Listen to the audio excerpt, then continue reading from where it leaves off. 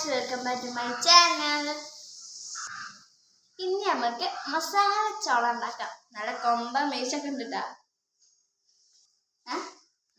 എന്നാ പറ്റി നമുക്ക് ഉണ്ടാക്കാം. ആദ്യം നമ്മളെ ചോളകളുടെ തൊലി ഇങ്ങനെ ഊരിയെടുക്കാം. നമ്മുടെ ചോളത്തിൻ്റെ അടിഭാഗത്ത് ഇങ്ങനെ പൊട്ടിച്ചെടുക്കാം കേട്ടോ. ഇനി നമുക്ക് കണ്ടോ, നമ്മുടെ ചോളത്തിന് മേശും തടയൊക്കെ ഉണ്ട്. ഇനി നമുക്കത് കുക്കറിലേക്ക് വെച്ച് കൊടുക്കാം. അത് മുങ്ങിക്കെടുക്കുന്ന രീതിയിൽ നമുക്ക് ഇതിലേക്ക് വെള്ളം കൂടി ഒഴിച്ചു കൊടുക്കാം. അതൊക്കെ ഒന്ന് നീന്തി കഴിച്ച് വരട്ടെ. ഇനി നമുക്ക് അതിലേക്ക് ആവശ്യത്തിന് മാത്രം ഉപ്പിട്ട് കൊടുക്കാം.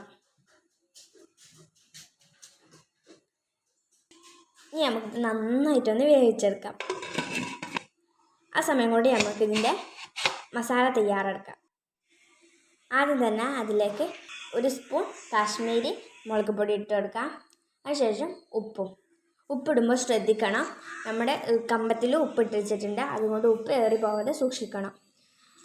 പിന്നെ നമുക്ക് നാരങ്ങ കൂടിയും പിഴിഞ്ഞെടുത്ത് ഒന്ന് മിക്സ് ചെയ്തെടുക്കാം. അങ്ങനെ നമ്മുടെ മസാലയും റെഡിയായി.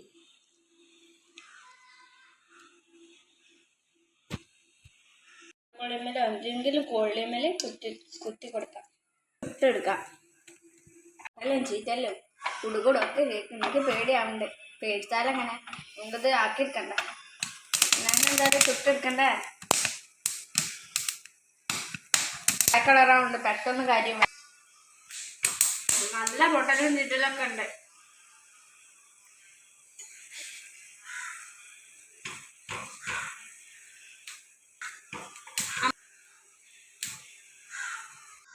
നമ്മൾ ഉണ്ടാക്കി വെച്ച മസാലയിലേക്ക് ഇതിങ്ങനെ നാരങ്ങ ഇങ്ങനെ കുത്തിയെടുത്ത് നമ്മളതിലേക്ക് ഇങ്ങനെ പെറ്റി കൊടുക്കാം.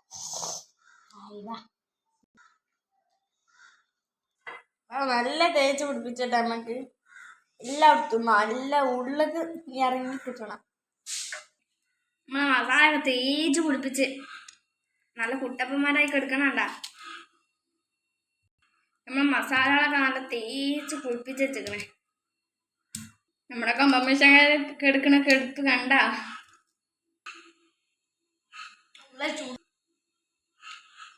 എതിമെന്നാ കടിച്ച ഡൗട്ട്.